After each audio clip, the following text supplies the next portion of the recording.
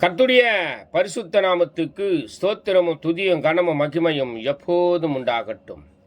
இந்த நல்ல டிசம்பர் மாதம் 31ஆம் தேதி வரையிலும் நம்மை காத்து வந்த தேவாதி தேவனுக்கு கொடான கோடி ஸ்தோத்திரம். கர்த்தரின் மகிமை ஆத்தும ஆதாயம் சுவிசேஷ ஊழியத்தின் சார்பாக இன்றைய நாளுக்கான சில நிமிட தேவ செய்தி கேளுங்கள். இனி காலம் செல்லாது என் ஆண்டவராய் இயேசு கிறிஸ்து வரப்போகிறார். ஆயத்தமாயிருங்கள்.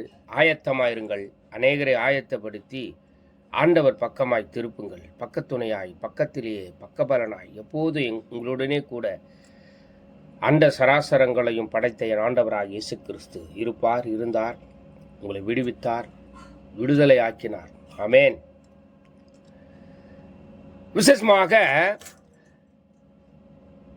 உபாகமம் 11ஆம் அதிகாரம் 12ஆம் வசனம் சொல்லுகிறது, அதுவும் தேவனாகிய கர்த்தர் விசாரிக்கிற தேசம், வருஷத்தின் துவக்கம் முதல் வருஷத்தின் முடிவு மற்றும் எப்போதும் உன் தேவனாகிய கர்த்தரின் கண்கள் அதன் மேல் வைக்கப்பட்டு இருக்கும் என்று சொல்லி எழுதியிருக்கிறது. எனக்கு பிரியமான தேவ ஜனமே, தேசமே என்றால் நீயும் நானும் தான். கர்த்தர் பராமரிக்கிற, கர்த்தர் நம்மேல் கண்களை வைத்து ஆசீர்வதிக்கிற தேசமே நாம தான். அதான் யோவேல்ல பார்க்கிற 2ஆம் அதிகாரம் 21ஆம் வசனம் சொல்லுகிறது, தேசமே பயப்படாதே, மகிழ்ந்து களி கூறு, கர்த்தர் பெரிய காரியங்களை செய்வார், எப்போதும் நம்மோடு கூட இருப்பார். ஆமென்.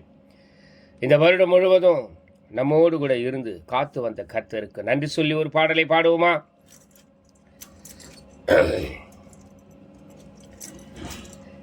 இந்த வருடம் முழுவதும் எங்களை காத்தீரையா, நன்றி எனதேசையா,